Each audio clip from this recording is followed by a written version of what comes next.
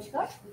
স্বয়ংপ্রভা live ignore পক্ষ থেকে বিকাশ ভবনের তরফ থেকে আমি আপনাদের সবাইকে স্বাগত জানাচ্ছি। আমি দেববর্ণা মুখার্জি। আজকে BHIC history course code 103 topic status of women এবং প্রাচীন ভারতের ওমেন বা প্রাচীন ভারতের মহিলা সম্পর্কিত ধারণা প্রভৃতিকে নিয়ে প্রশ্ন উঠছে বরাবর, এবং সেই প্রশ্নের মীমাংসার জন্য আজকে এই ক্লাসের আয়োজন করা হয়েছে।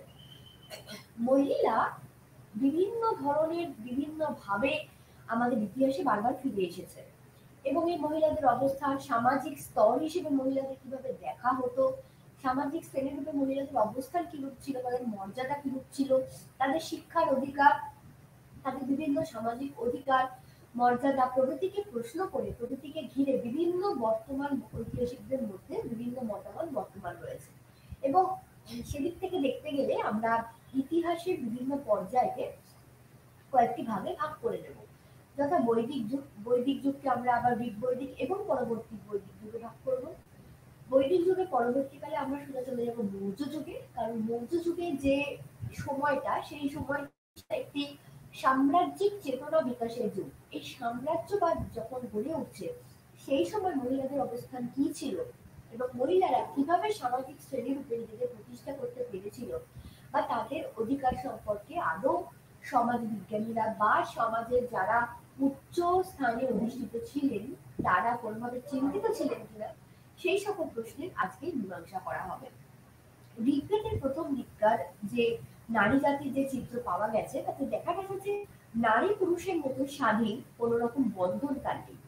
নারী পুরুষের সঙ্গে কৃষিকাজ করত, পশুপালনেও সহযোগিতা করত, এবং এই ক্ষেত্রে উল্লেখযোগ্য নারী সমস্যা, নারী প্রশ্ন, বৈদিক যুগে নারীদের অবস্থান, মৌর্য এবং মৌর্যোত্তর যুগ, গুপ্ত যুগ এবং তার পরবর্তী সময়কাল, এইভাবে আমরা ইতিহাসের পর্যায়কে কয়েকটি ভাগে ভাগ করে নারী সম্পর্কিত বিভিন্ন প্রশ্নের ধারণা করবার চেষ্টা করব। নারী পুরুষের সঙ্গে কৃষিকাজ করত, পশুপালন করত, এগুলি আমরা যাযাবর জীবনযাপন থেকে দেখে আসছি। কেবলমাত্র ভারতীয় প্রেক্ষাপট বললে ভুল হবে, বা এশিয়ার সামগ্রিকভাবে চিন্তা করলে ভুল হবে। সামগ্রিক চিন্তা চেতনার মধ্যে দিয়ে ইউরোপের প্রেক্ষাপটেও নারীরা প্রথম থেকে পুরুষদের সমসাময়িক বা পুরুষদের সমকক্ষ হয়ে তাদের অর্থনৈতিক কাজে, কৃষি কাজে বা পশুপালনের সহযোগিতার প্রমাণ আমরা পেয়েছি। উপজাতি সমাজ, অর্থাৎ যখন মানুষ তার সামাজিক চেতনায় ফিরে এসেছিল বা সামাজিক চেতনা করতে শুরু করেছিল, সেই সময়কার সমাজ ছিল মূলত উপজাতি বা ট্রাইবাল সোসাইটি। এই উপজাতি সমাজ ভেঙে যাবার পর পরিবার সমাজ ব্যবস্থায় গুরুত্বপূর্ণ হয়ে ওঠে, অর্থাৎ পরিবার এই টার্মটা ক্রমশ গুরুত্বপূর্ণ হয়ে উঠতে থাকে। এই কৃষি সমাজে পুত্র কামনা করা হতো। উপজাতি সমাজ থেকে মানুষ যখন কৃষি সমাজের দিকে, উত্তরণের দিকে এগিয়ে যায়, তখন থেকেই দেখা যাচ্ছে যে পুত্র সম্মান কাম্য করার একটা রীতি চলে আসছে। পুত্ররা প্রাধান্য পেয়েছিল, এবং এই কৃষি সমাজের শুরু থেকেই মহিলারা পরিবারের দ্বিতীয় সারিতে চলে গেছিল। এবং যখন থেকে কৃষি সমাজ অধিকার লাভ করে এবং পুত্ররা তাদের সম্মান ফিরে পায়, তখন থেকেই দেখা যাচ্ছে যে সমাজে মহিলারা আপেক্ষিকভাবে পিছিয়ে পড়ে এবং দ্বিতীয় সারিতে চলে যায়। তবে উল্লেখ্য, ঋগ বৈদিক যুগে এসে পুত্র কাম্য হলেও কন্যা সন্তানকে অবহেলা করা হতো না। ঋগ্বেদে বেআইনি নিয়মিতভাবে বিভিন্ন ধরনের সম্পর্ক স্থাপনের কথা জানা যায়। এমনকি নিকট আত্মীয়ের মধ্যে এরকম বিভিন্ন ধরনের সম্পর্ক সে সময় ছিল বলে জানা যায়। ঋগ্বৈদিক স্তোত্রগুলি যারা রচনা করেন, তারা এই সম্পর্কের কথা, সামাজিক অবস্থার কথা জানতেন। ঋগ্বৈদিক সাহিত্যে নারী অপহরণের কথাও এই সময় জানা যায়। এই অপহরণ স্বেচ্ছায় বা অনিচ্ছায় হতে পারে। সমাজে যৌতুক দেওয়ার প্রথা ছিল। বিয়ের সময় পাত্রপক্ষকে যৌতুক দেওয়া হতো। একজন পুরুষের এই সময় একাধিক নারী বা একাধিক পত্নী থাকতো। আবার নারী বহু পতিত্বের কথা একেবারে অজানা ছিল, তা বলা যায় না। ঋগ্বৈদিক যুগে নারীরা বিবাহকে অপরিহার্য বলেই মনে করত। ঋগ্বেদে এমন নারীদের কথাও আছে যারা অবিবাহিতাও ছিল, আবার বিদুষী ছিল। এরকম নারীদের ব্রহ্মবাদিনী বলা হতো। ঋগ্বেদে কয়েকজন বিদুষী মহিলার নাম পাওয়া যায় যারা স্তোত্র রচনা করেন। এদের মধ্যে বিখ্যাত নামগুলি হলো বিশ্ববারা, অপলা, ঘোষা, গোধা এবং সূর্যা। পাণিনি তার গ্রন্থে মহিলা পণ্ডিতদের কথাও উল্লেখ করেছেন, যাদের আচার আচার্য বা উপাধ্যায়া বলা হতো। মৃত স্বামীর স্ত্রী স্বামীর শয্যাশার পার্শ্বে শয়ন করে উঠে যেত। স্বামীর সঙ্গে তার দৈহিক সম্পর্ক থাকত এবং জানা যায় যে বিধবারা আইনগতভাবে মৃত স্বামীর কনিষ্ঠ ভ্রাতাকে বিবাহ করতে পারত। এজন্য বিবাহের সংখ্যা বেশি ছিল না, হয়তো একেবারেই ছিল না বললেই চলে। এবং জানা যায় অথর্ববেদে সতীদাহ প্রথার উল্লেখ আছে। একটি পরবর্তীকালে সামাজিক প্রথা রূপে দ্বিজদের মধ্যে উপনয়ন করা হতো এবং এই দ্বিজদের উপনয়নের ক্ষেত্রে নারীদের অপরিহার্য অঙ্গ ছিল বলেও মনে করা হয়। তবে তাদের ভূমিকা গুরুত্বপূর্ণ ছিল না, তারা নিষ্ক্রিয় থাকতো এবং সক্রিয় ভূমিকা পালন করতো পুরুষরাই। ঋগ্বৈদিক যুগে শিক্ষিত মহিলারা শুধু স্তোত্র রচনাই করেননি, রাজনৈতিক আলোচনাতেও অংশ নিতেন। সভা সমিতিতে অধিবেশন করা বা ঋগ্বৈদিক কয়েকজন মহিলাদের নামও এক্ষেত্রে উল্লেখযোগ্য, যারা কিনা স্তোত্র রচনা করে গেছেন এবং যুদ্ধেও তারা অংশ নিতেন। অর্থাৎ ঋগ্বৈদিক যুগটা এমন ছিল যে সময় নারী পুরুষ তাদের পাশাপাশি অবস্থানের মধ্যে দিয়ে এগিয়ে যেত এবং রাজনীতি, অর্থনীতি, সমাজের বিভিন্ন অঙ্গে তারা সরাসরি অংশগ্রহণ করতে পারত। বিখ্যাত নামগুলির মধ্যে এক্ষেত্রে আমরা বলতে পারি মধুয়সী, শশীয়সী, বিশ্ববরা প্রভৃতি। এই যুগের সব মহিলারা বিবাহ করত না, অনেকে সারা জীবন অনুরা হয়েই থেকে যেত, অর্থাৎ না বিবাহ করে অনেকে থেকে যেত। ঋগ্বেদে শিশু বিবাহের উল্লেখ নেই। আরো গুরুত্বপূর্ণ বিষয় হলো এই সময় বয়ঃপ্রাপ্ত মহিলারা নিজেদের জীবনসাথী নির্বাচন করতে পারত। বিবাহের ক্ষেত্রে সবচেয়ে কঠোর বিধি নিয়োগ ছিল আর্য অনার্যের মিশ্র বিবাহের উপর। আশা করা হতো নববধূ স্বামী গৃহে শ্বশুর শাশুড়ি স্বামী পরিবারের কাছে সম্মানের আসন পাবে, পরিবারে তাকে একটি গুরুত্বপূর্ণ স্থান দেওয়া হবে। এবং অধ্যাপিকা সুকুমারী ভট্টাচার্য মনে করেন যে এসব ছিল ব্যতিক্রম, আদর্শ বাস্তব জীবনে এক প্রতিফলন হতো না। পরবর্তী বৈদিক যুগে নারী জাতির অবস্থানের অবনমন ঘটে। বারাঙ্গনারা শুধু বিভিন্ন শিল্পকলা এবং সাহিত্যেই পরিদর্শন করত এবং জানা গেছে এই সময় সমাজের শিক্ষিত মহিলাদের সংখ্যাও ছিল খুবই সীমিত। তৈত্তিরীয় সংহতি নামক যে গ্রন্থ পাওয়া যায় সেই সংহিতায় বলা হয়েছে যে নারী সবসময় পুরুষের নিচে থাকবে এবং মহিলারা স্বামী খুশি রাখবে এবং পুত্র উপহার দেবে, স্বামীর প্রতি সদা অনুগত থাকবে এবং আদর্শ পরায়ণের স্ত্রী রূপে তাদেরকে উঠে আসতে হবে। অর্থাৎ দেখা যাচ্ছে পরবর্তী বৈদিক যুগে যখন সমাজ কিছুতে এগিয়ে যাচ্ছে এবং সমাজের বিধি নিষেধ, কুসংস্কার যতই দৃঢ় হতে থাকছে, ততই দেখা যাচ্ছে যে নারী পুরুষের এই সহাবস্থান বা নারী পুরুষের সঙ্গে থাকা বা একক সঙ্গে অংশগ্রহণ করা বিভিন্ন কাজে এই আদর্শটা ক্রমশ অবলম্বন করছে এবং সেই জায়গায় দাঁড়িয়ে নারী ক্রমশ তার যে অধিকার, তার যে মর্যাদা, সেটা ক্রমশ হারাচ্ছে। তাই সুকুমারী ভট্টাচার্য লিখেছেন বৈদিক সমাজে নারীর স্বাধীনতা ছিল না। শৈশবে পিতা তার রক্ষাকর্তা ছিল, যৌবনে স্বামী এবং শেষ বয়সে এসে পুত্রের নিয়ন্ত্রণে স্থাপন করা হতো। নারী কখনো স্বাধীনভাবে বাঁচতে পারত না এবং বলা হয়েছে যে নারী স্বাধীনভাবে উপার্জনের অধিকারও ছিল না, ছিল না উপজাতি বা উপার্জিত ভোগ অর্থ অধিকার করার। পরবর্তী বৈদিক যুগে নারীর অধিকার সেইভাবে সংকুচিত হতে লাগে এবং সেই বিষয়ে কোনো সন্দেহ নেই। পরবর্তী বৈদিক যুগে সামাজিক নিয়মকানুন কঠোর হয়ে যায়, বিধি নিষেধ প্রভৃতি বৃদ্ধি পায়, সমাজে নারীর অবস্থান গভীরভাবে প্রভাবিত হয়। যেসব মহিলা পুত্র সন্তানের জন্ম দিতে পারতেন না তারা অবহেলিত হয়েই থাকতেন। অর্থাৎ পুত্র সন্তান এই সময় এতটাই গুরুত্বপূর্ণ ছিল যে পুত্র সন্তান না দিতে পারলে সেই নারী বা সেই মহিলাকে পুরোটাই না হলেও কিছুটা ক্ষেত্র ত্যায্য করে দেওয়া হতো, তারা অবহেলিতই হয়ে থাকতো। মহিলাদের শিক্ষা সমাজে স্বাচ্ছন্দ্য করে এনে দিত। কন্যার বিবাহ দেওয়া হলে রাজস্বলা হওয়ার আগে পরবর্তী বৈদিক যুগে একজন মহিলা শুধু গৃহকর্ম সম্পর্কিত শিক্ষাই নেয় এবং নারী সমাজের অবনমনে দ্রুত গতিতে এগিয়ে চলছিল, এ সম্পর্কেও কোনো বাধা ছিল না। বিবাহিত মহিলাদের উপর কর্তৃত্ব অধিকার এই সময় দেখা গিয়েছিল। আর দেখা যায় যে এই সময় বৈদিক যুগ থেকে নারীরা যে স্বাধীনতা ভোগ করতো সেটা আস্তে আস্তে সংকুচিত হয়ে আসছে। সবকিছু পুরুষরা ঠিক করে দিলে তারাই সবকিছু নিয়ন্ত্রণ করত এবং পরিবারে মহিলাদের সম্মানের আসনও আর ছিল না। বৈদিক যাগযজ্ঞে মহিলারা থাকতো যদিও তারা ছিল নিষ্ক্রিয়। সক্রিয় নয় এবং মহিলাদের বেদপাতের অধিকারও এই সময় ছিল না বললেই চলে। মহিলারা এই সময় দেখা যায় যে শূদ্রদের সমপর্যায়ে চলে গেছিল, অর্থাৎ সামাজিক শ্রেণী অনুযায়ী শূদ্ররা ছিল সর্বাপেক্ষা নিম্ন শ্রেণীভুক্ত। ব্রাহ্মণ, ক্ষত্রিয়, বৈশ্য এবং শূদ্র, এবং এই শূদ্রদের সঙ্গে মহিলাদের তুলনা করা হয়েছে। সুকুমারী ভট্টাচার্যের লেখায় আমরা পাই, রমিলা থাপারের লেখায় আমরা পাই যে আধুনিক ভারতের তুলনায় যদি আমরা প্রাচীন ভারতের দিকে ফিরে তাকাই তাহলে দেখতে পাবো যে পরবর্তী বৈদিক যুগে যখন সমাজের চলাচল বা সামাজিক বিধিনিষেধ যখন অনেক বেশি কঠোর হয়ে গেল এবং সংকুচিত হলো সমাজের চলাচল, তখন দেখা যাচ্ছে যে শূদ্রদের সমপর্যাতেই নেমে আসছে মহিলারা, অর্থাৎ সমাজের একেবারে নিম্নতম স্তরে ছিল তাদের অবস্থান। রামশরণ শর্মা দেখিয়েছেন পরবর্তী বৈদিক যুগে শূদ্র ও নারী একই সামাজিক স্তরে ছিল, এদের মধ্যে কোনো পার্থক্য ছিল না। পরবর্তী বৈদিক সাহিত্যে মালিকদের অধীনস্থ অন্য স্থানকে বারবার তুলে ধরা হয়েছে, তারা স্বাধীন নয়, পুরুষের অধীনস্থ। পুরুষতন্ত্র পুরোপুরি প্রতিষ্ঠা লাভ করেছিল বলেই এরকম সম্ভব হয়েছিল। নিজেদের শরীরের উপরেও মহিলাদের কোনো অধিকার ছিল না। একজন মহিলা তার নিজের দেহের মালিক নয়, বরং একজন পুরুষ তার অধিকারে। সর্বক্ষেত্রে একজন মহিলা হলেন পুরুষের আজ্ঞাবহ। এসব কথা থেকে সম্পূর্ণভাবে বোঝা যাচ্ছে যে মহিলারা তাদের অধিকার, তাদের মর্যাদা হারিয়ে একেবারে সমাজের নিম্ন স্তরে নেমে গেছিল। এসবের পরিণতি হলো সমাজে এবং পরিবারে নারীর ক্রমশ সমস্ত অধিকার হারিয়ে তার সামাজিক মর্যাদা হারিয়ে ফেলা।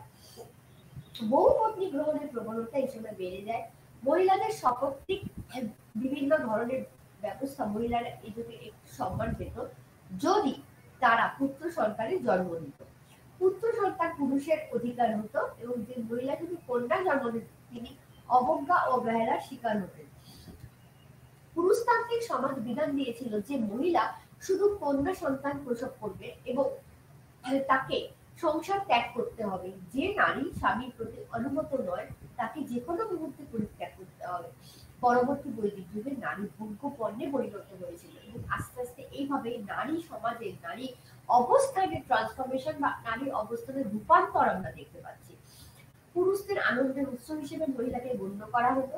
সভা সমিতিতে তাদেরকে বৈদিক যুগে বৈধব্য ছিল একজন মহিলার বিভিন্নভাবে অভিশাপ। সুকুমারী ভট্টাচার্য বলেছেন যে কুমকুম দেখিয়েছে দেখা যায় পরবর্তী যুগে নিঃসন্দেহে নারী জাতির অবমাননা ঘটেছিল। প্রাচীন সাহিত্য থেকে উদাহরণ দিয়ে বলা যায় যে সমাজে তাদের সম্মান এবং মর্যাদার আসন হারিয়েছিল এবং বৈদিক যুগে তারা তাদের স্বাধীনতা এবং অধিকার হারিয়ে পরবর্তী বৈদিক যুগে তা প্রবেশ করে। মৌর্য এবং মৌর্য পরবর্তী যে সকল সাহিত্য আমরা এই সময় পাই সেই সাহিত্যগুলো থেকেও আমরা মৌর্য যুগ এবং তার পরবর্তী যুগে নারীদের অবস্থান, নারীদের উন্নতি বা নারীদের বিভিন্ন মর্যাদার হানি বা অবনতি আমরা এই সম্পর্কে বৈদিক যুগের পরবর্তীকালে মৌর্য সাহিত্য এবং শিলালিপিগুলো থেকে আমরা অবস্থানগুলিকে শনাক্ত করতে পারি। মৌর্য থেকে গুপ্ত যুগ পর্যন্ত ইউরোপের ক্ষেত্রেও যেরকম এ কথা স্বীকার করে দেওয়া যায়, তেমনি মহাভারতের বিভিন্ন আলোচনা প্রসঙ্গে আমরা যখন আমাদের রাষ্ট্রের বা দেশের কথায় আসি, সেই সম্পর্কে নারী জাতির অবস্থান সম্পর্কে আসি, তখনও অনেক তথ্য উঠে আসে। এই তথ্য ভাণ্ডার বিভিন্নভাবেই বৈচিত্র্যপূর্ণ। ইউরোপের ধ্রুপদী সাহিত্য, জাতীয় সাহিত্য, অশোক শিলালেখ, পাণিনি, পতঞ্জলি, এছাড়াও মহাভারতের কথা আমি আগেই বললাম এবং স্মৃতিশাস্ত্রগুলি থেকে এই বিষয়ে প্রচুর তথ্য উঠে আসে। গ্রীকদূত মেগাস্থেনিস মৌর্য যুগের মহিলা যোদ্ধাদের কথা উল্লেখ করেছেন। সম্রাট চন্দ্রগুপ্ত মৌর্যের গৃহরক্ষীরা ছিলেন সশস্ত্র মহিলা। পাঞ্জাবের প্রশাসনিক কাজকর্মেও মহিলারা যুক্ত হতো। মেগাস্থেনিস পাণ্ডবদের কথা উল্লেখ করেছেন এবং এই সময় রাজ্যটি মহিলারাই পালন করত বলেই মনে করা হয়। অর্থশাস্ত্রে বলা হয়েছে যে এই সময় থেকেই বিভিন্ন রাজারা বারঙ্গনাদের গুপ্তচর হিসেবে নিয়োগ করতেন, অর্থাৎ যে সমস্ত মহিলারা কর্মক্ষেত্র হিসেবে বিভিন্ন ধরনের রাজপ্রাসাদ বেছে নিয়েছিল এবং তারা রীতিমতো রাজপ্রাসাদে যাতায়াত করত, তাদের মধ্যে থেকে গুপ্তচর নির্ণয় করা হতো। স্মৃতি গ্রন্থগুলি থেকে জানা যায় যে এই সময় থেকেই নারীরা তাদের স্ত্রী ধন এই টার্ম বা এই শব্দটি উল্লেখ করা হচ্ছে। এগুলি মহিলাদের সম্পত্তি বলে স্মৃতিকাররা বিধান দেন, তবে মহিলাদের সম্পত্তির উপর পুরুষের নিয়ন্ত্রণ স্থিতিকাররা স্বীকার করে নিয়েছেন। অর্থাৎ মহিলাদের কোনো প্রপার্টি রাইট বা মহিলাদের কোনো সম্পত্তির অধিকার আদৌ ছিল কিনা সেই সম্পর্কে এই সময় থেকে নিশ্চিতভাবে কিছু জানা যায় না। অধ্যাপক এ এল ব্যাসাম লিখেছেন যে প্রাচীন ভারতের মহিলারা অধিকার ছিল সীমিত, তবে অন্যান্য প্রাচীন ভারতের সঙ্গে তুলনা করলে দেখা যায় ভারতীয় মহিলারা অন্যদের চেয়ে তুলনামূলকভাবে বেশি অধিকার বা বেশি স্বাধিকার ভোগ করত। কোনো কোনো তথ্যসূত্রে মহিলাদের অর্ধাঙ্গিনীও বলা হয়েছে। বাস্তবে মহিলাদের দেহ এবং মনের উপর পুরুষদের পূর্ণ বিচ্ছেদ হতো না এবং ভারতীয় মহিলাদের সকলের অবস্থাই একই রকম ছিল না। উচ্চ বর্গের মহিলারা নিম্ন বর্গের মহিলাদের চেয়ে বেশি সুযোগ সুবিধা পেত এবং স্বাধীনতা অবশ্যই তাদের ছিল। ভারতের নিম্নবর্গের মহিলারা তাদের নানা ধরনের শিক্ষা কর্মের সঙ্গে যুক্ত হতো। সুতো কাটা, কাপড় বোনা প্রভৃতি মহিলা সংক্রান্ত কাজে তারা যুক্ত হতো এবং জানা যায় যে এই সমাজ থেকে মহিলারা গৃহকর্মের সঙ্গে সঙ্গে বিভিন্ন অর্থনৈতিক কাজকর্ম নিজেদেরকে এক অংশগ্রহণের ক্ষেত্রে এগিয়ে গেছে। নিঃসন্দেহে কালিদাস একটি আদর্শ চিত্র এঁকেছেন এবং বাস্তবে এর প্রতিফলনও ঘটেছে, যেখানে তিনি দেখেছেন রঘু বংশমের কথা এক্ষেত্রে উল্লেখযোগ্য, যেখানে তিনি দেখেছেন মহিলারা সুখী, সচিব, গৃহিণী এবং একই সঙ্গে ললিত কলা সাহায্যকারী, অর্থাৎ একই মহিলার বিভিন্ন রূপ তিনি তুলে ধরেছেন। উচ্চবর্গের মহিলারা অনেকটা প্রাচীন বা স্বাধীন ছিল বললেই চলে এবং সমাজে তারা সম্মানও লাভ করত। রাজকন্যা সংঘমিত্র শ্রীলঙ্কায় ধর্মপ্রচার করেন এবং সাতবাহন রানী গৌতমী বড়শ্রী ছিলেন একজন বুদ্ধিমতী এবং বিদুষী মহিলা। অর্থাৎ রাজবংশের সঙ্গে যুক্ত যে সকল মহিলাদের কথা আমরা জানতে পারি তারা যথেষ্ট বুদ্ধির অধিকারী ছিলেন। বিখ্যাত নাসিক প্রশস্তি থেকে উত্তীর্ণ করা হয়েছে যে এই যুগে অনেক মহিলার সাক্ষাৎ পাওয়া যায় যারা রাজকার্যের সঙ্গে যুক্ত ছিল। একজন বুদ্ধিমতী এবং বিদুষী নারী হতে গেলে যে সমস্ত গুণ থাকা দরকার এই যুগের নারীতে সেই সমস্ত গুণ ছিল বলে তিনি মনে করেন। সাতবাহন রানীর কথা আমি বললাম এবং বিখ্যাত নাসিক প্রশস্তির উন্নীত লেখক কথা উল্লেখ করেও এক্ষেত্রে বলা যায় যে মহিলারা সাক্ষাৎ পাওয়া যায় যারা রাজকার্যের সঙ্গে যুক্ত থাকে। সাতবাহন রানী নাগা নলিকা প্রশাসনের শীর্ষে ছিলেন এবং গুপ্ত রাজা দ্বিতীয় চন্দ্রগুপ্তের কন্যা প্রভাবতী তার পুত্র অভিভাবক হিসেবে রাজকার্য পরিচালনা করেছিলেন। এ যুগের উচ্চবর্গের মহিলারা সুশিক্ষিতা হতেন এবং তাদের অনেকেই কবিতা, নাটক লিখেছিলেন। এদের অনেক ছিলেন ব্রহ্মবাদিনী, অবিবাহিত, অন্যান্য বিবাহ করে তারা গৃহবধূ হতো। স্মৃতির যুগে মহিলাদের অবস্থান পরিবর্তন ঘটতেও দেখা গেছে। ভারতীয় মহিলারা সবসময় ছিল পরিবর্তনশীল। মনু লিখেছেন যে গৃহ মহিলারা সম্মান পেত, তবে তাদের প্রতি দেবতারা ছিল সন্তুষ্ট এবং যেখানে মহিলারা অসম্মান পেত বা অসন্তুষ্ট ছিল সেসব ক্ষেত্রে দেখা গেছে দেবত্ব উদ্দেশ্য উৎসর্গ করা পূজা অর্চনায় তারা ব্যর্থ হয়েছে। ভারতীয় মহিলাদের আদর্শ রূপটি এখানে তুলে ধরা হয়, যেখানে বলা হয় বাস্তবে সম্ভবত এই আদর্শের প্রতিফলন ঘটেছিল। অনেক ক্ষেত্রে নারীকে নরকের দ্বার বলে উল্লেখ করা হচ্ছে। নারী আসক্তি নিয়ে আসে, নারী পুরুষদের জীবনকে অনেক বেশিভাবে জটিল করে দেয়, পতন ঘটাতে ত্বরান্বিত করে। পতি হলো মানুষের বা মহিলার প্রভু, তার সম্মানের স্থানে এবং সন্তানদেরও প্রভু। অর্থাৎ নারী শ্রেণী এই সময় থেকে মানে পরবর্তী বৈদিক যুগ থেকে নারী শ্রেণী তাদের যে অধিকার, তাদের যে প্রকৃত সম্মান সেখান থেকে বঞ্চিত হতে শুরু করে। সমকালীন সমাজের সূত্র থেকে বলা যায় যে একজন মহিলার কাজ হলো স্বামীকে সন্তুষ্ট রাখা। মহিলা কোনো ব্যক্তিগত অধিকার নেই বলেই স্থিতিকাররা মত প্রকাশ করেছেন। মহিলারা শূদ্রদের মতো সমাজের একেবারে নিঃসন্দেহে তলায় ছিল। সেক্ষেত্রে বলা যায় যে অনেক ক্ষেত্রে মহিলারা শূদ্র বলেও গণ্য করা হতো এবং আস্তে আস্তে কৃষি সমাজের উপর প্রভাব বিস্তারও তারা করেছিল এবং রক্ষণশীল ব্রাহ্মণ্য সমাজের প্রভাব বিস্তারের সঙ্গে সঙ্গে মহিলাদের তাদের যে নিজস্ব অধিকার, নিজস্ব সম্মান সেটা হারিয়ে ফেলার প্রবণতা আরো বেশি দৃঢ় হয়ে গেল।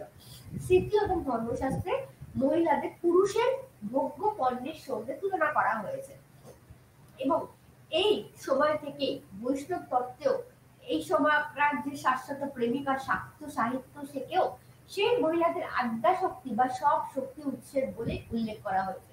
অর্থাৎ দুটি ধারা পরবর্তী বৈদিক যুগে আমরা দেখতে পাচ্ছি একই সঙ্গে চলেছিল।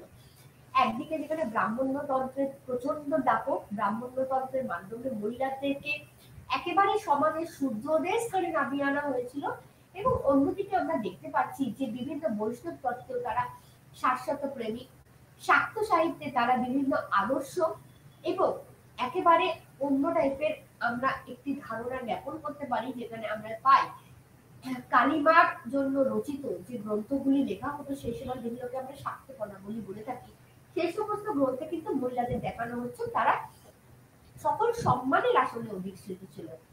এই আদর্শ হিন্দু পরিবারের একজন মহিলারা স্বামী হলেন এবং তার দেবতা। মহিলাদের নতুন আদর্শ পাণ্ডিত্য ধর্ম বা পতিব্রতা। পতিব্রতা স্বামী বা স্ত্রীর প্রতি একই রকম ছিল, একনিষ্ঠ থাকবে এরকমই মনে করা হতো। নারী পুত্রপ্রদানে অপারগ হলে বা বেবিচারী হলে স্বামী তাকে ত্যাগ করবে। স্মৃতিশাস্ত্রে তাই বলা হয়েছে যে স্বামী তাকে ত্যাগ করা মানে সেই অচ্যুত হয়ে গেল, অর্থাৎ আর নিষিদ্ধ হয়ে গেল। এর কারণ হিসেবে বিভিন্ন কারণ উঠে আসে, যেটা এই হিসেবে বলা যায় যে স্ত্রী তার পতিকে ত্যাগ করার কোনো অধিকার পায়নি, এবং যদি সে এটি করে থাকে তবে তাকে ত্যায্য করা হবে। নারী জীবন এইভাবে বন্দি জীবনে পরিণত হয়েছিল। একসময় ঋগ বৈদিক যুগে মহিলারা স্তোত্র রচনা করত, স্তোত্র পাঠ করত, এবং অস্বীকার করার উপায় নেই এই যুগে এসে মহিলারা শুদ্ধতে সমবর্তিত হয়ে গেল। মহিলাদের নিয়ে কিছু আচার আনুষ্ঠানিকতা সেই যুগে পালন করা হতো, এবং বৈদিক মন্ত্রে আচার আনুষ্ঠানিকতার উপর নিষেধাজ্ঞার জন্য মহিলাদের উপনয়নও নিষিদ্ধ হয়ে যায়। অর্থাৎ এই সময় থেকে যেহেতু নারীরা তাদের ধর্মীয় জীবনযাপন, ধর্মীয় চর্চা, ধর্ম ব্যাখ্যা করার অধিকার হারিয়েছিল, তাই তাদেরকে বিয়ে দেওয়া বা পৈতে দেওয়া বা পৈতের উপনয়নের যে আসল প্রকৃত যে বৈধ পবিত্র যে ছেদখানি হয় সেই উপনয়নও নিষিদ্ধ হয়ে গেছিল বলেই বলা চলে, কারণ তারা বৈদিক মন্ত্র উচ্চারণের অধিকারও হারিয়েছিল। ব্যাসন লিখেছেন যে স্মৃতিকাররা মহিলাদের উপর বিভিন্ন পারস্পরিক বিরোধী কথা বলেছে। একই সঙ্গে মহিলারা হলেন দেবী, মহিলারা হলেন পবিত্র, আবার দাসী এবং বারণকোনা। বিধবাদের পুনর্বিবাহের অধিকার এই সময় ছিল না বললেই চলে।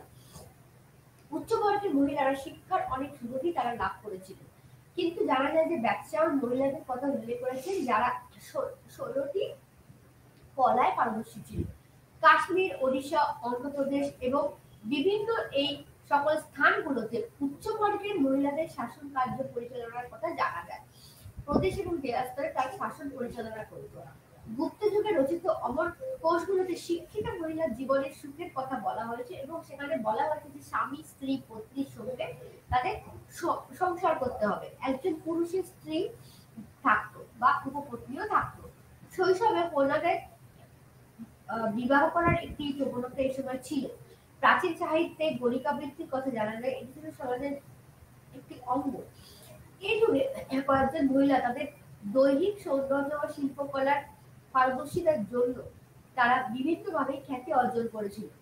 এগুলির মধ্যে বলা যায় যে বৈশালী তাম্রপালি থেকে একজন প্রকৃষ্ট উদাহরণ হিসেবে উঠে আসেন। তিনি হলেন প্রাচীন ভারতের সাহিত্যিক জগতের লোক বা সাহিত্যিক মন্দিরের সঙ্গেও যুক্ত বলা যেতে পারে। তিনি হলেন দেবদাসী, এবং যিনি দক্ষিণ ভারতের মন্দিরগুলোতে অনেক দেবদাসী ছিল যারা বিভিন্নভাবে গণিকাবৃত্তির সমর্থন করেন, এবং চিত্র বা সমাজ যুগ থেকে অনুযায়ী বলা যায় যে এই সময় ধর্মশাস্ত্রগুলিকে কঠোরভাবে নিয়ম কানুন মেনে চলা হতো।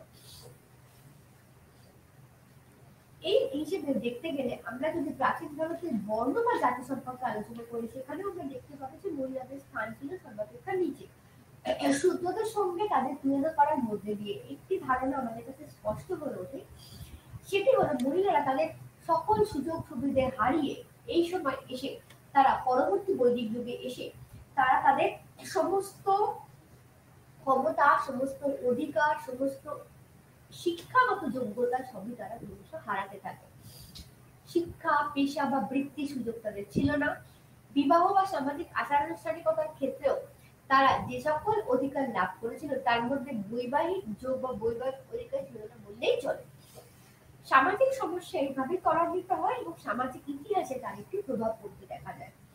কারণ মহিলারা সমাজে অচ্যুত হয়ে রয়েছে, এবং যারা উঁচু শ্রেণীভুক্ত উচ্চ শ্রেণীভুক্ত যারা সমাজকে শাসন করতো, সেই ব্রাহ্মণ শ্রেণী, ব্রাহ্মণ তন্ত্র যত বেশি শক্তিশালী হয়ে ওঠে, ততই শিক্ষা, পেশা, বৃত্তি বা শিল্পকলা বা সেরকম ভাবে বলা যেতে পারে সাংস্কৃতিক আচার আনুষ্ঠানিকতার যোগদান প্রভৃতির অধিকার খুইয়ে মহিলারা একেবারে ডিপ্রেস ক্লাস বা দলিত শ্রেণীর আন্ডারে বা দলিত শ্রেণীর অঙ্গে পরিণত হয়েছিল। এবং এখান থেকেই উঠে আসছে বর্ণভেদ প্রথা বা জাতিভেদ প্রথা। বর্ণ বা জাতি, এই প্রথাগুলোকে কেন্দ্র করে বিভিন্ন ধরনের বক্তব্য বর্তমান, যেখান থেকে বলা যায় যে বর্ণ, জাতি প্রভৃতির মধ্যে দিয়ে মহিলারা বিভিন্ন ধরনের কর্মকাণ্ডের সঙ্গে জড়িত ছিল, যেগুলি আদপে তাদের সঙ্গে যুক্ত থাকতে পারে কিনা বা তাদের ক্ষেত্রে সেগুলো অনেক বেশি আনুগত্য পরায়ণ হবে কিনা, সেই সম্পর্কে তারা কোনোদিন আলোচনা করেনি। বর্ণজাতি প্রথা হলো প্রাচীন ভারতের একটি সামাজিক বা সমাজ নিম্নবর্ণের বা সামাজিক ব্যবস্থার একটি রূপ। এই ব্যবস্থা বহু যুগ ধরে প্রবাহমান আসন এবং আজও সেই আসন দখল করে আছে এবং অবিচ্ছেদ্য অঙ্গরূপে পরিণত হয়েছে মহিলারাই। তবে এই যুগে মহিলাদের যে সর্বতভাবে স্বীকার করে নেওয়া হয়েছিল বা তারা ধর্মীয় বাতাবরণের ক্ষেত্রে খুব স্বাধীনভাবে তাদের মত প্রকাশের অধিকার পেয়েছিল বা অনুসরণ করেছিল, বা সেই সময়কার শিক্ষা জগৎ তাদের কি অধিকার ছিল বা আদপে ছিল কিনা এবং সম্পত্তির অধিকারকে প্রশ্ন করে যে সমস্ত সংক্রান্ত প্রশ্ন বা বিভিন্ন ধরনের উদাহরণ ইতিহাসের বইয়ে পাওয়া যায়, সেগুলো থেকে বলা যায় যে আধুনিক ভারত দূরহস্ত প্রাচীন ভারতের ক্ষেত্রে মহিলাদের অবস্থান একেবারে নিম্নাভিমুখ ছিল। এবং এই নিম্নাভিমুখের আমরা বেশ কিছু উদাহরণ দিলাম, যাদের ক্ষেত্রে বলা যায় যে ঋগ্বৈদিক যুগে নারীরা তাদের অধিকার কিছুটা হলেও ফিরে পেয়েছিল, কিন্তু আবার পরবর্তীকালে যখন বিভিন্ন ধরনের আপস এন্ড ডাউন, বিভিন্ন ধরনের উত্থান পতন আসতে শুরু করে, তখন থেকে কিন্তু তারা তাদের অধিকার হারায় এবং সমাজের নিম্ন শ্রেণী বা সমাজের উন্নত শ্রেণীতে পরিণত হয় এবং সামাজিক বৈষম্য, সামাজিক অসাম্যতা ক্রমশ তাদেরকে জড়িয়ে ধরে। এবং এই প্রেক্ষাপটে নারী তার আসল অধিকার ভোগ করা, নারী তার আসল সম্মান ভোগ করা প্রভৃতি ক্রমশ দুর্বিষহ হয়ে উঠতে থাকে। সামাজিক সম্মান, সামাজিক সমস্যা এইভাবে ক্রমশ স্প্রেড হতে থাকে এবং সেখানে মহিলাদের অবস্থান নিঃসন্দেহে একটি উল্লেখযোগ্য বস্তু।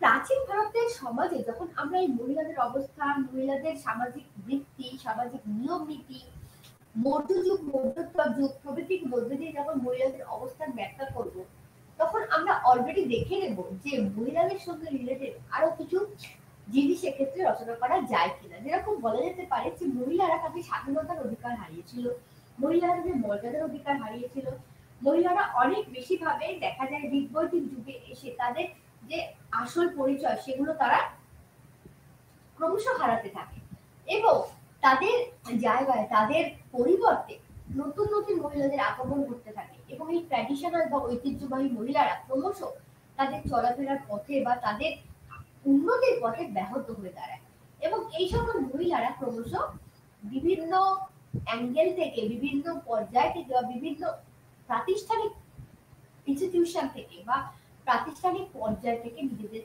সময়, নিজেদের এগিয়ে চলা, নিজেদের ভালো রাখা প্রভৃতি বিষয়কে তারা গুরুত্ব করে দিয়েছিল। এই সময় ভারতের ইতিহাসে যে আমরা সন্ধান করি, সেখানে হরপ্পা বা মহেঞ্জোদারো ইতিহাসের দিয়ে আমাদের এক্ষেত্রে শুরু করতে হবে, কারণ মহেঞ্জোদারো বা হরপ্পা সভ্যতা ছিল হচ্ছে প্রাচীন ভারতের সর্বাপেক্ষা ওল্ড বা প্রাচীন যুগের শিল্প এবং এই শিল্পের মধ্যেও আমরা মহিলাদের অবস্থান দেখতে পাই, যেখানে মহিলারা তাদের আপন ভাগ্য জয় করার অধিকার অনেকটাই হারিয়েছিল বললেই বলা যাবে। এই মৌর্য যুগের যে পরিস্থিতি বা বৈদিক যুগ পরবর্তী বৈদিক যুগের যে পরিস্থিতি, সেটাই অনেকটা প্রতিফলিত হয় মৌর্য এবং মৌর্যোত্তর যুগে।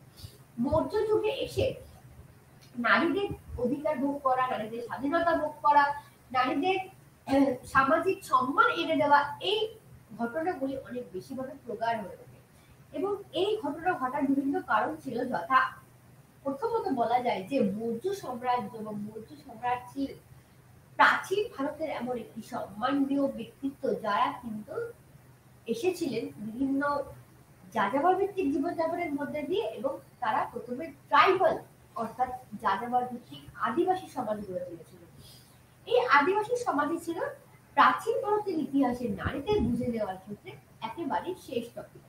এবং এই সময় থেকে তারা দেখতে পাচ্ছে, আমরা বিভিন্ন ভাবে আমরা জানতে পারবো যে নারীদের এই সময়কার যে অধিকার, এই সময়কার যে দাবি দাবা, সেগুলোকে নিয়ে বিভিন্ন ধরনের চর্চাও শুরু হয়েছিল।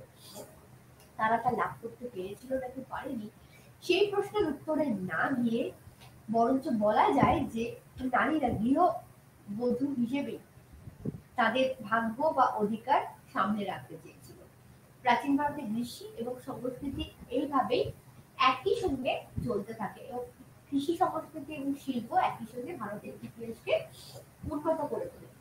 এবং সেই পর্যায়ে দাঁড়িয়ে নারীদের অধিকার সাহিত্যে সুকল্যাণ ভাবে কথিত হয়েছে, এই কথা বলা যায় না বললেই চলে। মহিলারা এই সময়কার বিভিন্ন দক্ষিণ পূর্ব এশিয়ার প্রতি সাহায্য লাভ করেছিল। এই সময় থেকে জানা যায় যে বিভিন্ন দেশে বণিকরা বিভিন্ন বাণিজ্য করত এবং বাণিজ্যের মধ্যে দিয়ে তারা যে প্রাচীন ভারতের সংস্কৃতি এবং পালি সাহিত্যের সঙ্গে যুক্ত ছিল, সেই সাহিত্যের একটা প্রতিবিম্বিত রূপ আমরা নারী সমাজের মধ্যেও পাই। অর্থাৎ বলা যায় যে কালিদাসের যে লেখা বা রঘুবংশ, এবং এই রঘুবংশ বা অভিজ্ঞান শকুন্তলমে নারীকে যেভাবে তুলে ধরা হয়েছে, সেখানে মূলত নারীকে দেখানো হয়েছে নারীদের ভাগ্যের অধিকার প্রতিষ্ঠিত, নারীদের সম্মান আমরা প্রদান করব। কিন্তু আমরা যদি প্রকৃত অর্থে নারীদের অবস্থান আলোচনা করতে যাই, সেক্ষেত্রে আমরা দেখতে পাবো যে নারীরা তাদের সম্মান আদপে ধরে রাখতে পারেনি এবং নারী সম্মান ধরে না রাখার বিভিন্ন কারণ ছিল। এবং নারীদের এই অধিকার হারিয়ে যাওয়া মৌর্য যুগের পরবর্তী কাল থেকে এবং মূলত গুপ্ত যুগ এবং তার পরবর্তী সময়কাল থেকে নারীদের এই অধিকার হারিয়ে যাওয়ার যে পর্যায় শুরু হয়েছিল, সেটাই আস্তে আস্তে আমরা লং লাস্টিং করতে দেখছি, যেখানে আমরা সুলতানি যুগ বা মুঘল যুগে এসেও কিন্তু নারীদের এই অবস্থানের কথাই চিহ্নিত করতে পারি। নারীদের যে পরিমাণ সম্মান প্রাচীন যুগ থেকে দেওয়া হতো বা প্রাচীন ভারতের নারীদের যে একটি আদর্শ স্থান, আদর্শ জায়গা রূপে দেখা হতো, সেই তুলনায় কিন্তু মৌর্য পরবর্তী যুগ বা গুপ্ত যুগে এসে আমরা সেই নারীদের প্রাচীনত্ব বা নারীদের প্রাচীন অবস্থাকে আমরা ফিরে পাচ্ছি না। বরং বলা যায় যে নারীরা এই সময় তাদের আপন ভাগ্য জয় করার অধিকার অনেকটাই হারিয়ে ফেলেছিল। এবং এই অর্থে গুপ্ত যুগ কিন্তু অনেক বেশি কঠোর ছিল। এবং স্বাভাবিকভাবে বলা যায় যে গুপ্ত যুগে ব্রাহ্মণ্যতন্ত্র, সংস্কৃতি, ধর্ম, সংস্কৃত লেখা, সংস্কৃত সাহিত্য খুব গুরুত্ব পাচ্ছে। কারণ এই সময় থেকে আমরা জানি যে একটা গোল্ডেন এজ বা সুবর্ণ যুগের সূচনা, এবং এই সুবর্ণ যুগের সূচনার সঙ্গে সঙ্গে নারীদের যে উন্নতি সেটি ব্যাহত হতে থাকে। প্রথম দিক থেকে নারীরা যে স্বাধীনতা পেত, যে সম্মান পেত, গুপ্ত যুগে এসে কিন্তু আলোতে সেটি পাচ্ছে না। এবং এক্ষেত্রে আলোচ্য যে নারীরা যদি আপন অধিকার বা আপন সম্মান না বুঝতে পারে, তাহলে তাদের হয়ে কথা বলার মানুষ এই সময়কার যুগে ছিল না বললেই চলে। এবং সেই অর্থে নারীরা তাদের ধর্ম আন্দোলন, তাদের বিভিন্ন ভাবে এডুকেশন বা শিক্ষার আঙ্গনায় ফিরিয়ে আনা প্রভৃতি এই সময় খুব বেশি রকম ভাবে দার্শনিকরা চিন্তা ভাবনা করতে শুরু করেছিল। কারণ সমাজের একটি নিম্ন শ্রেণীভুক্ত শূদ্র যাদেরকে আমরা বলি, তাদের সঙ্গে যখন নারীদেরকে তুলনা করা হচ্ছে, তখন একথা স্পষ্ট ভাবে বোঝা যায় যে নারীরা স্বাধীন অধিকার হারানোর পথ ফিরে পেয়েছিল। এবং ঋগ্বৈদিক যুগ থেকে পরবর্তী বৈদিক যুগে যখন ট্রান্সফরমেশন বা বিবর্তন করতে দেখা যায়, তখন থেকে দেখা যায় যে বৈদিক যুগে নারীরা ছিল অনেক বেশি ভাবে অবহেলিত। এবং এই অবহেলা কেবলমাত্র সমাজের কাঠামো বা সমাজের যে নেতিবাচক একটি দিক তা বললেই চলবে না, বরং বলা যায় যে এটি সমাজের এমন একটি তথ্য বা সত্য কথা, যার মধ্যে দিয়ে ভারতীয় সমাজের কঠোরতম দিকটি ফুটে ওঠে। বরং বলা যায় নারীরা তাদের আপন ভাগ্য জয় করতে পারেনি, বরঞ্চ তারা সর্বতভাবে গৃহে বন্দী হয়ে যায়। এবং গুপ্ত যুগে এসে কিন্তু এই পরিস্থিতি আরো ভয়াবহ রূপ ধারণ করে। এবং গুপ্ত যুগ হচ্ছে এমন একটি যুগ, যে যুগে এসে আমরা দেখতে পাবো যে বিভিন্ন ধরনের সাংস্কৃতিক উন্নয়ন ঘটছে, কিন্তু সেখানে নারীদের ধর্মমত, নারীদের জীবন সাধনা, নারীদের উন্নতির কথা কিন্তু আলোচনা করা হচ্ছে না। এর কারণ হিসেবে বলা যায় যে নারীরা তাদের যে অধিকার, তাদের যে সম্মান, সেটি সম্পর্কে নিজেরাই অবচেতন ছিলেন না। এবং নারী অধিকার সম্মানকে কেন্দ্র করে মধ্যযুগ বা পরবর্তী মধ্যযুগে যে ধরনের লেখা বা যে ধরনের ইনস্ক্রিপশন বা শিলালিপি পাওয়া যায়, সেখান থেকে এই কথা খুব স্পষ্টভাবে উঠে ওঠে যে নারী গুপ্ত যুগ থেকে এবং গুপ্ত যুগ পরবর্তী সময়কাল থেকে তাদের যে স্ট্যাটাস, তাদের যে অবস্থান, সেই অবস্থান অনেকটাই বিলীন হয়ে গেছিল। এবং গুপ্ত যুগ ক্রমে পরবর্তী সময়কালের মধ্যেও যে সময়ের যে বিস্তর ফারাক, সেটাও বুঝে গেছিল নারীদের অবস্থানের মধ্যে দিয়ে।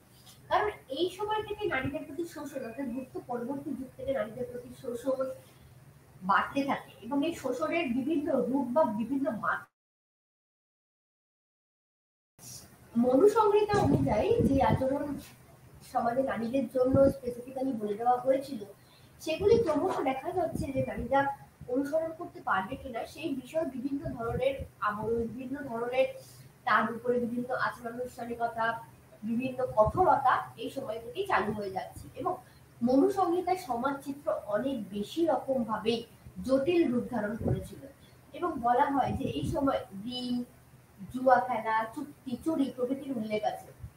বৈশ্য ও শুদ্ধ ধর্ম আলোচনা নিয়ে এই সময় বিভিন্ন ধরনের আলোচনা করা হয়েছে। দশম অধ্যায়ে, মনুসংহিতার দশম অধ্যায়ে ধর্মাচরণ, ধর্ম ব্যবস্থার বাইরেও যে সামাজিক আচার-আনুষ্ঠানিকতা হবে সে সম্পর্কে উল্লেখ করা হয়েছে। মনুসংহিতা ধর্মভাবনা অনেক বেশি কেন্দ্রীয় ছিল। ধর্ম ছিল জীবনের চালিকা শক্তি।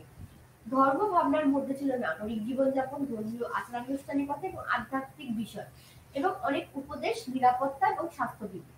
এক কথায় ধর্ম হলো জীবনের নির্দেশিকা। ধর্ম সবার জন্য এক নয়, বিভিন্ন শ্রেণীর ধর্ম, বিভিন্ন নারী পুরুষের ধর্ম বিভিন্ন রকম ছিল। চার বর্ণের ধর্মের মধ্যে মনু আচরণের উপর জোর দিয়েছিলেন এবং দেশ, জাতি, কুল ধর্মের কথাও মনু উল্লেখ করেছিলেন।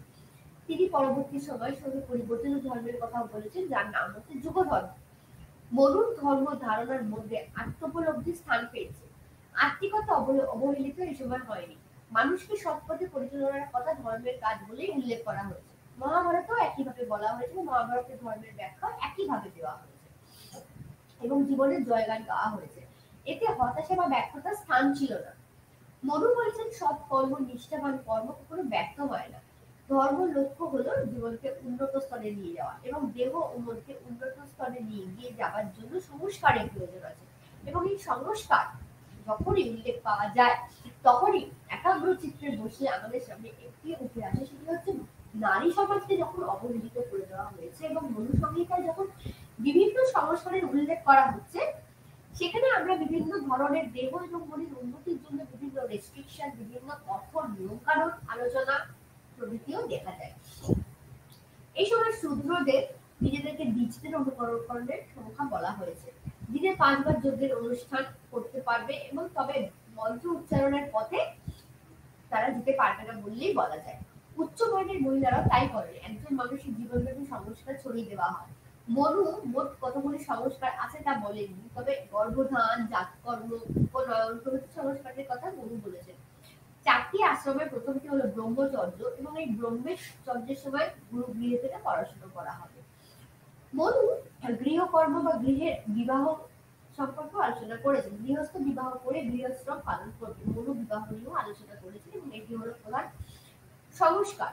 একজন ব্যক্তি তার নিজ বর্ণের বিবাহ করবেন, তবে অন্য গোত্রের কন্যা হতে হবে। এটা হলো সর্বোত্তম ব্যবস্থা। মনু 8 প্রকারের বিবাহের উল্লেখ করেছেন: ব্রহ্ম, দৈব, অশ্ব, প্রজাপত্য, অসুর, গান্ধর্ব এবং রাক্ষস, পৈশাচ। প্রথম 4টি বিবাহের সম্ভাবনা ভালো হলো এবং মনু নিখুঁতভাবে জীবনের শৃঙ্খলাবদ্ধ হওয়ার নিয়মের বা নির্দেশে জারি করেছিলেন। তবে সহবাসের উত্তম সময়কালে তিনি উল্লেখ করেছেন বলেননি। গার্হস্থ্য জীবনের একজন ব্যক্তি 3টি ঋণ পরিশোধ করবেন, যথা দেবতার ঋণ, অগ্নির ঋণ অর্থাৎ পুরুষের ঋণ এবং নারীর ঋণ। এবং বলা হয়েছে যে ঋষির ঋণও এক্ষেত্রে উল্লেখযোগ্য, যিনি গুরু গৃহে থেকে পড়াশোনা করছেন। একজন গৃহস্থ দিনে 5 বার যজ্ঞ করবেন: ব্রহ্মযজ্ঞ, পিতৃযজ্ঞ, ভূতযজ্ঞ এবং দ্বিযজ্ঞ এবং শ্রদ্ধার দিন।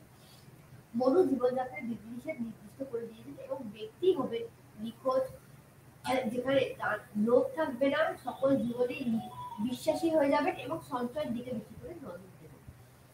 তার গৃহে আহার করবেন না এবং নব প্রকৃতিকে আত্মসংযমী এবং দৃঢ় প্রতিজ্ঞায় মানুষের সর্বতভাবে তাকে সাহায্য করবে বলেই জানা গেছে।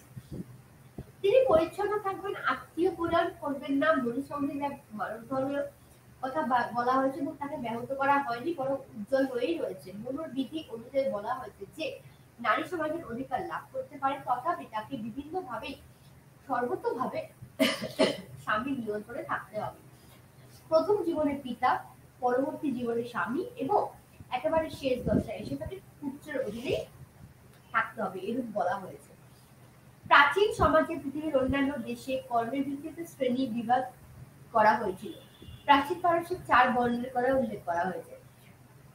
ঋগ্বেদে বর্ণ ব্যবস্থার উল্লেখ দেখা যায় এবং এই বর্ণ ব্যবস্থার মধ্যে দিয়ে বর্ণ বৈষম্যের উল্লেখও পাওয়া যায় এবং এই বর্ণ বৈষম্য যতই কঠোর হতে থাকে ততই কিন্তু নারী সমাজের অধিকার, নারীদের বক্তব্য রাখার অধিকার, নারীদের সামাজিক মর্যাদা প্রভৃতি কিন্তু ক্রমশ আস্তে আস্তে নিম্ন স্তরে চলে যায়। এবং এক্ষেত্রে সিডনি লো লিখেছেন যে জাতি ব্যবস্থা যুগ যুগ ধরে হিন্দু সমাজের বিপদ আপদ থেকে রক্ষা করেছে। একজন ব্যক্তি জীবিকা, পেশা, সামাজিক অবস্থা নির্দিষ্ট করে দিয়েছে। আবার দু একটা বেনেডিক্ট টাউনসেন্ড জাতি ব্যবস্থাকে তিনি হিন্দু ধর্মের মূল স্তম্ভ হিসেবে স্বীকার করে নিয়েছেন। তবে জাতি ব্যবস্থার মধ্যে দিয়ে কিন্তু বলা যেতে পারে যে উচ্চ নিচ ভেদাভেদ বা স্ত্রী পুরুষ ভেদাভেদ বা এই যে মহিলা পুরুষ ভেদাভেদ, এই জেন্ডারাইজেশনটা, জেন্ডার ডিসক্রিমিনেশনটা ক্রমশ বিবরণ বা স্পষ্ট রূপ লাভ করছে। এর মধ্যে রয়েছে সামাজিক ভারসাম্য, স্তর বিন্যস্ত সমাজের বিভিন্ন মানুষের অবস্থান, নিম্নবর্গের মানুষের অবস্থান এবং তাদের বেঁচে থাকা বা নৈতিক আধ্যাত্মিক উন্নতি জীবনে। শাস্ত্রকারেরা স্বীকার করে নিয়েছেন যে ঈশ্বরের চোখে সকলের সমান, ভালো ধর্মের নানা ব্যাখ্যা পাওয়া যায় এবং উচ্চ বর্গের মানুষের আরোহণের পথই হলো শাস্ত্র ব্যাখ্যা করা। মনু সমাজের মহিলাদের অবস্থান নিয়ে বিশেষ আলোচনা করেছেন। মনু মনে করেছেন যে গৃহ স্বাতন্ত্র্য এবং স্বাধীনতা নেই। woman is not fit for freedom. Manu মনে করেন গৃহে পরিবার হলো সমাজ ব্যবস্থার প্রধান স্তম্ভ। মহিলাদের উপর গৃহ শক্তি বা পবিত্রতা, স্থিতিশীলতা নির্ভরশীল। গৃহশীল হলো গৃহে বা যেখানে গৃহিণী গৃহ উচ্চারণে থাকবে এবং মনু সংহিতায় স্বাধীনতা বা প্রতিযোগিতার মূলক ক্ষেত্রে দেখা গেছে যে এই সব ব্যবস্থা থেকে তারা দূরেই রাখতো। এই জন্য তিনি বলেছেন যে শৈশবের পিতা তার রক্ষাকর্তা, যৌবনের স্বামী তার রক্ষাকর্তা এবং বার্ধক্যের পুত্র তার রক্ষাকর্তা। কখনো মহিলা স্বাধীন নন, মহিলা উপার্জনের চেষ্টা করবেন না, তিনি গৃহকর্ত্রী হবেন, তার ব্যয় নির্বাহ হবে। তিনি লক্ষ্মী এবং গৃহকর্ত্রীর মধ্যে পার্থক্য করেননি, উভয়ের সংসারে আলোকিত করতে পারেন, উভয়ই এই সময় পূজিত হতে পারে। শ্বশুর শাশুড়ি, দেবর দেবিকা এবং ননদ স্বামী সকলকে নিয়ে তাকে সম্মানিত থাকতে হবে। অন্যান্য সকল ক্ষেত্রেই তারা সম্মান পাবে, এতে গৃহে শ্রী ফিরে আসবে। মনু বলেছেন যেখানে মহিলার সম্মান নেই সেখানে অন্যান্য কোনো গৃহবধূরও সম্মান নেই। দেবতারা খুশি হয় সেখানে মহিলার সম্মান নেই, যেখানে দেবতারা পুজো দিনে দেবেন না। যেখানে বধূ নির্যাতিতা সেখানে গৃহ ধ্বংস হয়ে যায়। মনু বলেছেন যে সংসারে স্বামী এবং স্ত্রীর সুখী দম্পতির লক্ষণ বা মঙ্গলজনক। স্ত্রী ছাড়া কোনো ধর্মীয় অনুষ্ঠান সম্ভব হয় না। মাতা হিসেবে একজন মহিলার স্থান পিতার উপরে। মনু এক্ষেত্রে বলেছেন যে মহিলাকে সর্বোচ্চ ভাবে সম্মান দিতে হবে। তিনি অনেক প্রকার বিবাহের উল্লেখ করেছেন, এতে সন্তানের কথাও তুলে ধরেছেন, সামাজিক ব্যবস্থা তিনি করে দিয়েছেন। মনু এক্ষেত্রে উদার এবং মানবিকতার খাতিরে বিভিন্ন ধরনের বলেছেন যে মহিলারা আত্মীয়রা তার স্ত্রীধন নিতে পারেন না, এটা একান্তভাবে তার নিজস্ব সম্পত্তি। স্ত্রীধন ছাড়া তার আর কোনো সম্পত্তিতে স্বামীর অধিকার আছে। মনু বলেছেন একজন মহিলা বয়ঃপ্রাপ্তির পর পিতা 3 বছরের মধ্যে তার বিবাহ দেবেন, না হলে মহিলা নিজেই স্বামী খুঁজে নেবেন। অস্বীকার করা যায় না যে প্রাচীন ভারতের শাস্ত্রকররা মহিলাদের সব অধিকার বাতিল করেননি, মনুও করেন। মনু পবিত্রতার মহিলাদের প্রশংসাই করেছে। চারিত্রিক বিশুদ্ধতার কোনো সমাজের পক্ষে অমঙ্গলজনক হয় না, বিপরীত ধারা সমাজের পক্ষে অমঙ্গলজনক বা ক্ষতিকারক হতে পারে বলে মনু মনে করেছেন। এমনকি মনু স্মৃতি সাহিত্যে আমরা বিধবা বিবাহ বা বিবাহ বিচ্ছেদের কথা আলোচনা করেছেন। মনু তার স্মৃতি গ্রন্থে বিশেষ পরিস্থিতিতে বিধবা বিবাহ অনুমোদন করেছেন। তবে সকলের ক্ষেত্রে তা প্রযোজ্য নয়। একজন সাধ্বী রমণী দ্বিতীয়বার বিবাহ করবেন না। বৈদিক বিবাহ যোগ্য শুধু কুমারী মেয়েদের জন্যই হবে। বিবাহ একেবারেই হয় এবং বিবাহ বিচ্ছেদের সম্পর্কে মুনি বলেছেন যে কোনো অবস্থাতেই স্বামী এবং স্ত্রী স্বতন্ত্রভাবে থাকতে পারবে না। বিচ্ছেদেও শাস্ত্র অনুমোদিত নয়। স্বামী এবং স্ত্রীর মধ্যে বিবাহ বন্ধন আছে এবং একটি চিরকালীন। স্বল্পকালের জন্য বিবাহ নয়। মনু কতগুলি নৈতিক গুণাবলীর কথা উল্লেখ করেছেন যা শাশ্বত এবং বিশ্বজনীন এবং চিরস্থায়ী। তিনি সর্বপ্রাণীর এবং সব মানুষের মঙ্গলের কথা বলেছেন। প্রতারণা এবং প্রবঞ্চনার ইন্দ্রিয় দমনের কথাও তিনি বলেছেন। বিদ্বেষ, ঘৃণা, অহংকার, ক্রোধ, নিষ্ঠুরতা ইত্যাদি মঙ্গল এবং বিধবাদের বন্ধুদের কথা তিনি উল্লেখ করেছেন। এই রক্ষণশীল সমাজে বা রক্ষণশীল স্বাস্থ্যকার্যের নীতিবোধের সঙ্গে বৌদ্ধ নীতিশাস্ত্রের মিল আছে। এই বেদান্ত বাদী সাংখ্য দর্শনের অনুযায়ী হিন্দুদের পৌত্তলিকতা বা পরলৌকিক জীবনের সামাজিক ভাষ্যকেই উঠে আসছে। এইভাবে দেখা যাচ্ছে যে সমাজ জীবন যতটাই এগিয়ে চলেছে, মনু স্মৃতি সাহিত্যে যেভাবে মনু নারীর অধিকার বা নারীর স্থানকে ব্যাখ্যা করেছেন তার অপব্যাখ্যাও ক্রমশ হয়ে আসছে। কারণ সমাজ ব্যবস্থা একটি ধারায় এগিয়ে গেছে এবং যখন মনু স্মৃতিশাস্ত্রকে তারা ব্যাখ্যা করছেন, সমাজ যখন মনু স্মৃতিশাস্ত্রকে গ্রহণ করছে, তখন তাদের মতো সেই একটি বয়ান বা তাদের মতো একটি মৌখিক আবরণ বসিয়ে দিচ্ছে। এই কথা ঠিক যে বিবাহ বা সামাজিক আচরণের ক্ষেত্রে প্রচুর নিয়ম আনুষ্ঠানিকতা ক্রমশ যুক্ত হয়েছিল এবং এই নিয়ম আনুষ্ঠানিকতা মহিলাদের জীবনকে ভারাক্রান্ত করে তোলে। শিক্ষা, পেশা, বৃত্তি প্রভৃতিকে কেন্দ্র করে ক্রমশ মহিলাদের মধ্যে একটি টানাপোড়েন, একটি উচ্চ নিচ ভেদাভেদ এবং পুরুষ জাতির সঙ্গে মহিলাদের তুলনা করা, মহিলাদের বিভিন্ন ভাবে বর্ণনা আপেক্ষিকভাবে উঠে এসছে বলেই বলা যায়। তবে একথা অনস্বীকার্য যে সম্পত্তির অধিকার সংক্রান্ত প্রশ্নের ক্ষেত্রে মনু স্পষ্ট জানিয়েছে যে স্ত্রীর ধন হচ্ছে একেবারে নারী ধন এবং নারীরা কখনোই এই সম্পত্তি নিজেদের কাজে নয় বরঞ্চ সর্বতভাবে এই সম্পত্তি তাদের সামাজিক এবং পরিবারের আচার আনুষ্ঠানিকতা নিয়ন্ত্রণের ক্ষেত্রে কাজে লাগে। সম্পত্তির অধিকার সংক্রান্ত প্রশ্নে মনু স্ত্রীধন এই টার্ম বা এই শব্দের উল্লেখ করেছে। স্ত্রীধন বলতে বোঝায় যেগুলি একেবারে স্ত্রী বা নারীর নিজস্ব এবং এই নিজস্ব সম্পত্তি নারী কখনোই অন্য কাউকে দান করতে পারত না বা অন্য কেউ এই অধিকার দিতে পারত না। এবং এক্ষেত্রে বোঝা যাচ্ছে যে মনু সাহিত্যে এবং মনু স্মৃতিশাস্ত্রে নারীর অধিকার, নারীর সম্মান, নারীদের অর্থনৈতিক অধিকার দাবি দেওয়াগুলোকে স্বীকার করে দিয়েছে। তথাপি সমস্যা সৃষ্টি হয়েছিল যখন থেকে সমাজে ব্রাহ্মণ্যতন্ত্র দৃঢ় হতে থাকে এবং সংস্কৃতি দৃঢ় হতে থাকে এবং সমাজে ব্রাহ্মণ্যতন্ত্র নিয়ন্ত্রণের সঙ্গে সঙ্গে মনুস্মৃতি সাহিত্যের অপব্যাখ্যা কারণ চলে আসে। মনুস্মৃতি শাস্ত্রের ক্ষেত্রে আমরা মহিলাদের আচরণ এক্ষেত্রে আমরা বেশিরভাগ ক্ষেত্রেই ভুলে যাই, কারণ মনুস্মৃতি শাস্ত্রকে আমরা তুলে ধরি একটি সামাজিক ব্যাধি রূপে, যেখানে সমাজে নারীদের অধিকারকে অস্বীকার করা হয়েছে, শূদ্রদের শ্রেণীর সমকক্ষ বলে তুলে ধরা হয়েছে, শিক্ষার অধিকার থেকে তাদের বঞ্চিত করা হয়েছে, সামাজিক অধিকার থেকে তাদের বঞ্চিত করা হয়েছে।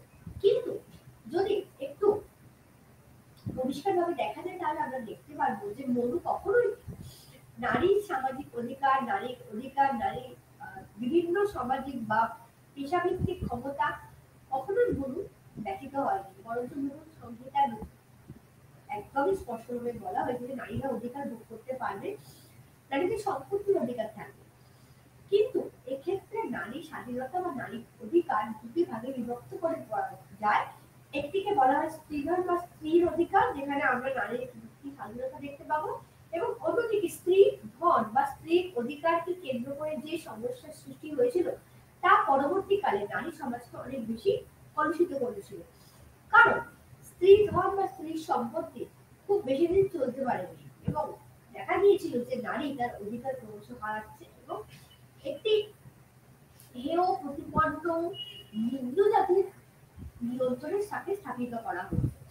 নারী তার আপন ভাগ্য জয় করার যে অধিকার নিয়ে জন্মেছিল এবং ঋগ্বৈদিক যুগে বিশ্বকরা, অপলা, ঘোষা, মৈত্রেয়ী তারা তাদের উদ্বুদ্ধকরণের মধ্যে দিয়ে নারী জাতিকে যেভাবে জাগাতে চেয়েছিল তার প্রভাব বা প্রতিফলন আমরা আজ মডার্ন ইন্ডিয়া বা মডার্ন ফেজে এসে দেখাতে পারছি না।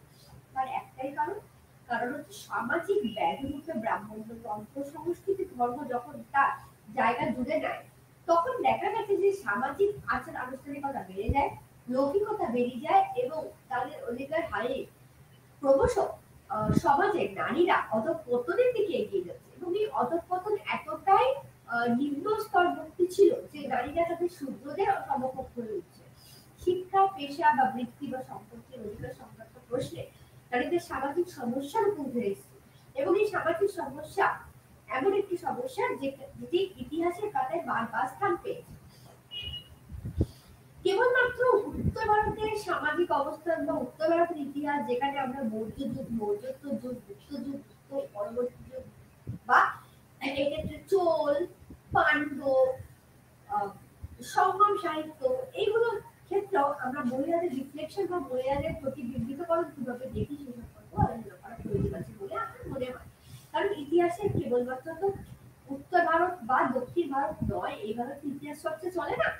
ইতিহাস এমন একটি সামগ্রিক পরিচিতি আমাদের সামনে তুলে ধরে, যার মধ্যে দিয়ে সামাজিক ইতিহাসে বা সামাজিক ছবির বিভিন্ন অঙ্গ আমরা তুলে ধরতে পারি।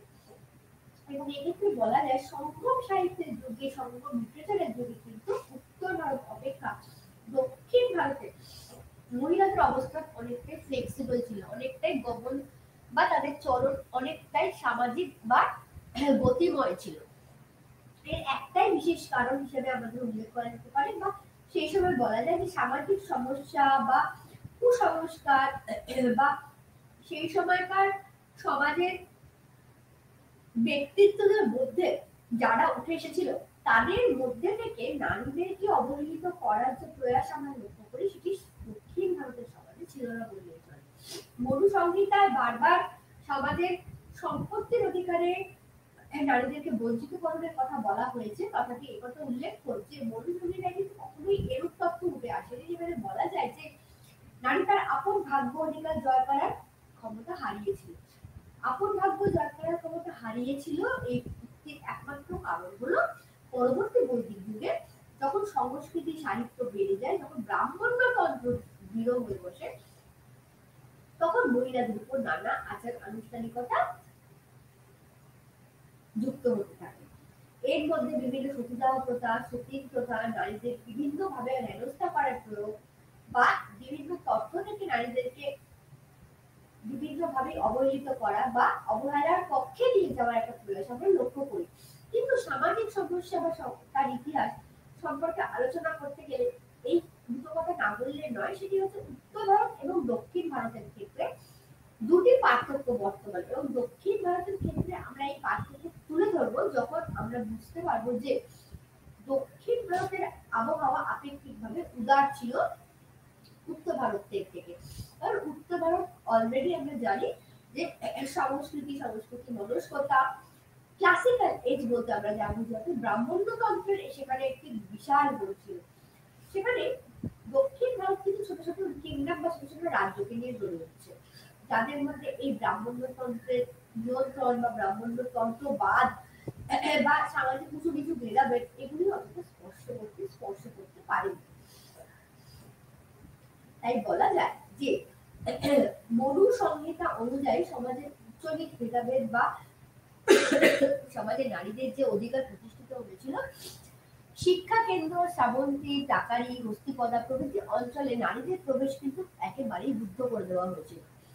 সেদিক থেকে চিন্তা করলে প্রাচীন ভারতের দক্ষিণ ভারতে কিন্তু সামাজিক অবস্থা নারীদের অনেকাংশে উন্নত ছিল।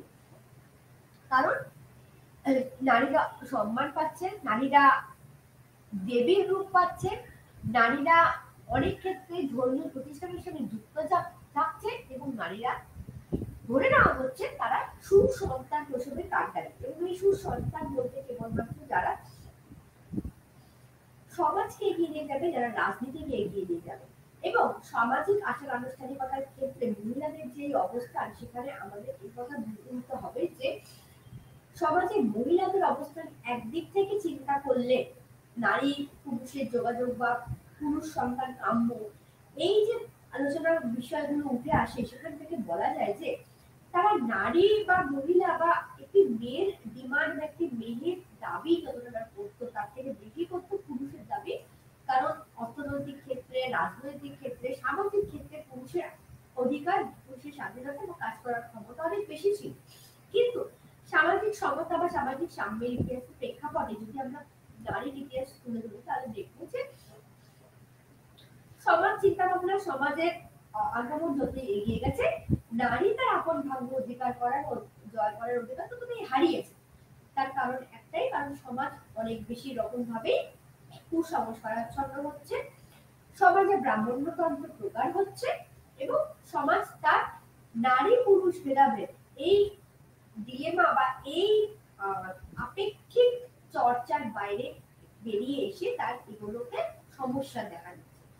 যতদিন এই সমস্যা, যতদিন এই সাংগঠনিক পার্থক্যগুলো বর্তমান থাকবে, ততদিন নারী বা পুরুষ সমকক্ষ হয়ে উঠবে বা নারী পুরুষের সমকক্ষতা লাভ করবে একথা বলা যাবে না। অর্থাৎ প্রাচীন ভারতের বিভিন্ন পর্যায়ে আলোচনা প্রসঙ্গে এই ছবি উঠে আসে, যেখানে বলা যায় যে নারী তার অধিকার অনেকাংশেই জয় করেছিল যখন তারা বৈদিক যুগে ছিল। পরবর্তী বৈদিক যুগ থেকে আমরা দেখতে পাচ্ছি যে নারীর অধিকার, নারীর সম্মান, নারীর অবস্থান অনেকাংশেই ভিন্নাভিমুখী হতে থাকছে এবং নারী তার অধিকার অর্জন বা সমাজে পুনরায় তার পথ ফিরে পাওয়ার অবস্থা সেটা অনেকটাই কিন্তু হারাচ্ছে। কারণ নারী পুরুষ এই পার্থক্য বা এই জেন্ডার ডিসক্রিমিনেশনের মাঝখানে আরো একটি জিনিস সেই সময় প্রকার হচ্ছে, সেটি হচ্ছে রিলিজিওসিটি, অর্থাৎ ধর্ম।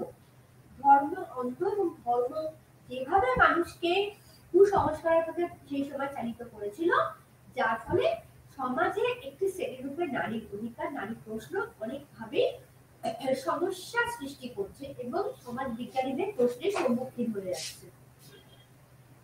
এখানেই আজকে সামাজিক ইতিহাস আলোচনার প্রসঙ্গে নারীদের ইতিহাস বা নারী আলোচনা প্রসঙ্গটি শেষ করছি। পরবর্তী অধ্যায়ে আমরা এই সম্পর্কিত আরো আলোচনা